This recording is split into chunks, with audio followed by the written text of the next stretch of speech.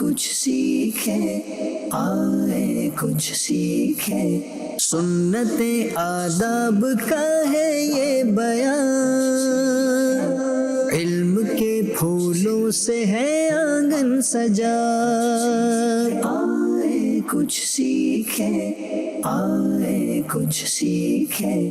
الحمدللہ رب العالمین والصلاة والسلام علی سید الانبیاء والمرسلین، اما بعد فاعوذ باللہ من الشیطان الرجیم، بسم اللہ الرحمن الرحیم۔ پڑھیے الصلاة والسلام علیکہ یا رسول اللہ وعلی آلک واصحابک یا حبیب اللہ، الصلاة والسلام علیکہ یا نبی اللہ وعلی آلک واصحابک یا نور اللہ۔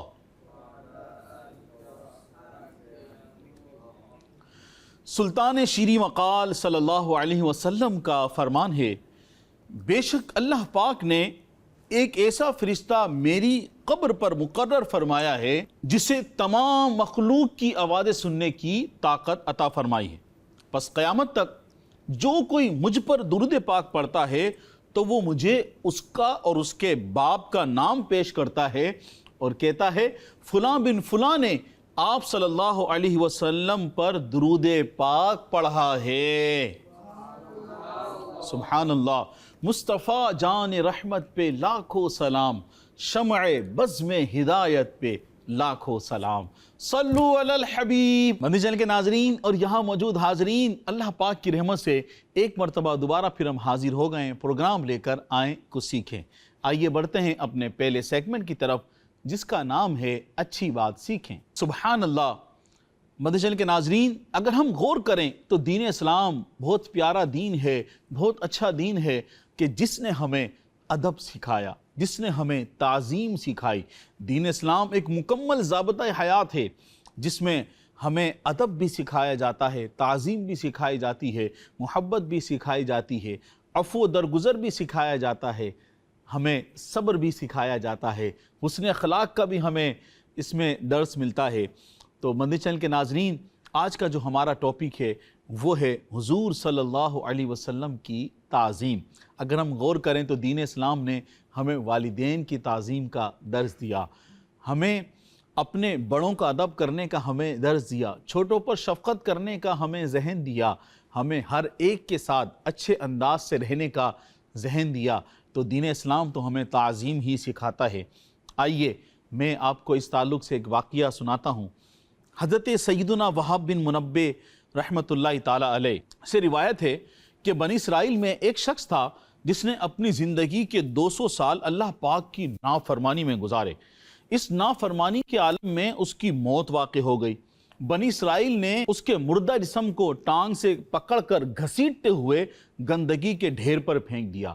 اللہ پاک نے اپنے نبی حضرت سیدنا موسیٰ کلیم اللہ علی نبینا وعلیہ الصلاۃ والسلام کی طرف وحی بھیجی کہ اس کو وہاں سے اٹھاؤ اور اس کی تجہیز و تکفین کر کے اس کی نماز جنازہ پڑھو۔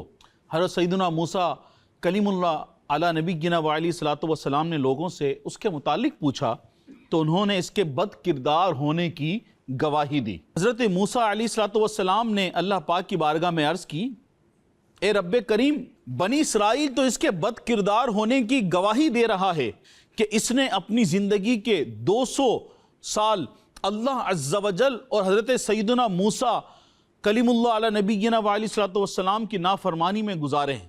اللہ عز و جل نے حضرت سیدنا موسیٰ علی نبینا وعلیہ الصلاۃ والسلام کی طرف وحی فرمائی کہ یہ ایسا ہی بد کردار تھا، مگر اس کی یہ عادت تھی۔ ذرا غور کیجئے گا مدنی چینل کے ناظرین کہ 200 سال اس کی بد کرداری کی لوگ گواہی دے رہے ہیں۔ جب اللہ کے نبی نے اللہ پاک کی بارگاہ میں عرض کی تو اللہ پاک نے فرمایا یہ ایسا ہی بد کردار تھا، مگر اس کی یہ عادت تھی کہ جب کبھی تورات شریف پڑھنے کے لیے کھولتا اور محمد صلی اللہ علیہ وسلم کے اسم گرامی کی طرف دیکھتا تو اس کو چوم کر اپنی آنکھوں سے لگا لیتا اور ان پر درود پڑھا کرتا۔ پس میں نے اس کے اس عمل کی قدر کی اور اس کے گناہوں کو معاف فرما کر اس کا نکاح 70 حوروں کے ساتھ کر دیا۔ صلو علی الحبیب۔ سبحان اللہ سبحان اللہ۔ مدنی چینل کے ناظرین، اس ایمان افروز حکایت نے تو اہل ایمان کے دل و دماغ کو معطر کر دیا۔ الحمدللہ، یقیناً کہ جو شخص طویل عرصے تک گناہوں میں مبتلا رہا اور اس دوران نیکیوں کے قریب بھی نہ گیا، 200 سال وہ گناہوں میں پڑا رہا، بد کرداری میں پڑا رہا، نیکیوں کے قریب بھی نہ گیا، لیکن صرف نام مصطفیٰ صلی اللہ علیہ وسلم کی تعظیم کی سبب اسے یہ انعام ملا کہ حضرت موسیٰ کلیم اللہ علی نبینا علیہ الصلوۃ والسلام نے بحکم خداوندی اس کی تجہیز و تکفین کا انتظام فرمایا۔ اس کے سابقہ تمام گناہ معاف کر دیے گئے، رحمت خداوندی کا مستحق ٹھہرا۔ غور کیجئے کہ جب حضرت سیدنا موسیٰ علیہ الصلوۃ والسلام کا امتی نام مصطفیٰ کی تعظیم کے سبب بخشش و مغفرت کا حقدار ہو سکتا ہے، تو پھر امت محمدیہ کا وہ فرد جو اپنے پیارے آقا مدینے والے مصطفیٰ صلی اللہ علیہ وسلم کے نہ صرف نام کی تعظیم کرے بلکہ آپ صلی اللہ علیہ وسلم کی ذات اور اس سے نسبت رکھنے والی ہر شے کی تعظیم کو لازم و ضروری جانے، تو پھر سبحان اللہ، تو پھر اس پر رحمت خداوندی کی کیسی چھما چھم بارشیں ہوں گی۔ نیز اس روایت سے یہ بھی معلوم ہوا کہ آپ صلی اللہ علیہ وسلم کے نام مبارک کو تعظیم کی نیت سے چومنا نہ صرف جائز ہے بلکہ اللہ پاک کی رضا اور خوشنودی حاصل کرنے کا بھی ذریعہ ہے۔ سبحان اللہ۔ مدنی چینل کے ناظرین، الحمدللہ ان قریب وہ پیارا مہینہ آنے والا ہے کہ جس میں ہم نبی کریم صلی اللہ علیہ وسلم کا میلاد مناتے ہیں۔ ماہ میلاد ربیع الاول شریف کی آمد ہے۔ یقیناً ہم نبی کریم صلی اللہ علیہ وسلم سے محبت بھی کرتے ہیں، اور جن چیزوں کا تعلق نبی کریم صلی اللہ علیہ وسلم سے ہے ہم ان کا ادب بھی کرتے ہیں، ان کی بھی تعظیم کرتے ہیں۔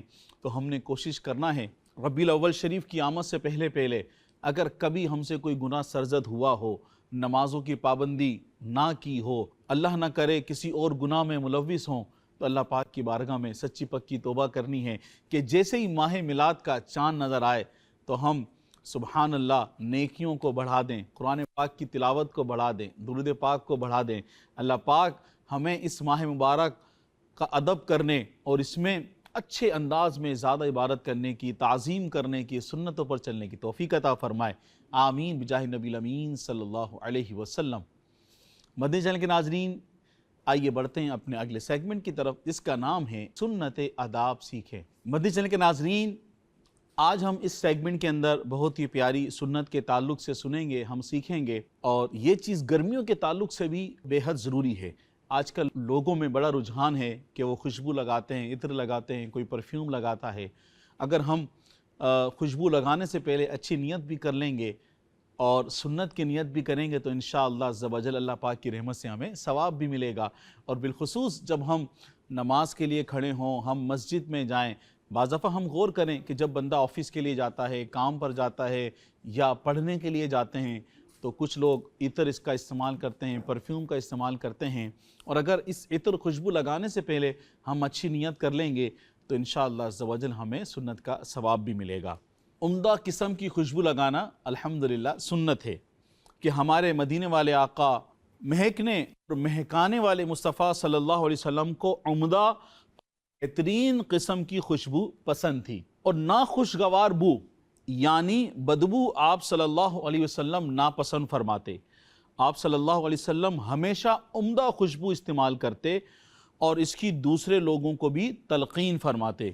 حضرت سیدنا انس بن مالک رضی اللہ عنہ فرماتے ہیں کہ ہمارے معطر حضور انور صلی اللہ علیہ وسلم کے پاس ایک خاص قسم کی خوشبو تھی جسے آپ صلی اللہ علیہ وسلم استعمال فرماتے تھے۔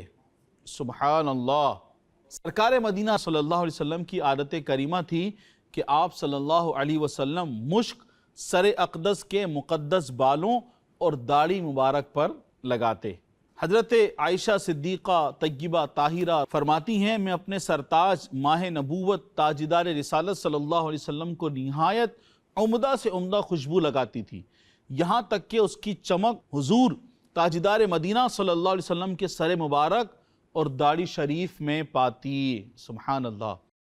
معلوم ہوا کہ سر اور داڑھی کے بالوں میں خوشبو لگانا سنت ہے، مگر یہ خیال رکھیں کہ سر اور داڑھی میں صرف دیسی خوشبو استعمال کریں۔ سبحان اللہ۔ ہم نے سنا کہ عمدہ خوشبو لگانا سنت ہے۔ تو مدنی چینل کے ناظرین، جب ہم نماز پڑھنے کے لیے کھڑے ہوں، نماز پڑھنے کے لیے مسجد میں جائیں تو خوشبو لگا کر جائیں کہ مسجد خوشبودار رکھنی چاہیے۔ سبحان اللہ۔ جب قرآن پاک کی تلاوت کرنے لگیں، درود پاک پڑھنے لگیں، عبادت کرنے لگیں، جب ہمیں خوشبو لگانی چاہیے۔ صاف ستھرا تو ویسے ہی رہنا چاہیے۔ پھر ساتھ ساتھ اگر آپ کسی محفل میں جاتے ہیں، سبحان اللہ، آپ محفل میلاد میں جاتے ہیں، آپ آفس میں جاتے ہیں، آپ پڑھنے کے لیے جاتے ہیں، تب بھی خوشبو لگانی چاہیے تاکہ آپ کے وجود سے دوسروں کو تکلیف نہ پہنچے۔ جی ہاں، بعض دفعہ جیسے کہ گرمی بڑی شدید ہے، جب گرمی زیادہ ہوتی ہے تو بدن سے اسمیل آتی ہے، بدبو آتی ہے۔ بعض دفعہ یہ بدبو دوسروں کے لیے بھی تکلیف کا باعث بنتی ہے، تو ہمیں خیال رکھنا چاہیے، ہمیں صفائی بھی اختیار کرنی چاہیے، نہانا بھی چاہیے اور ہمیں عطر بھی لگانی چاہیے۔ آئیے بڑھتے ہیں اپنے حاضرین کی طرف، ان سے پوچھتے ہیں کہ نبی کریم صلی اللہ علیہ وسلم کس طرح کی خوشبو لگایا کرتے تھے۔ نبی کریم صلی اللہ تعالی علیہ وسلم عمدہ اور بہترین خوشبو پسند فرماتے تھے۔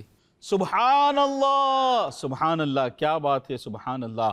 ناخوشگوار بو، ناخوشگوار بو یعنی بدبو نبی کریم صلی اللہ علیہ وسلم کو ناپسند تھی۔ آپ پسند نہیں فرماتے تھے، خوشبو کو پسند فرماتے تھے۔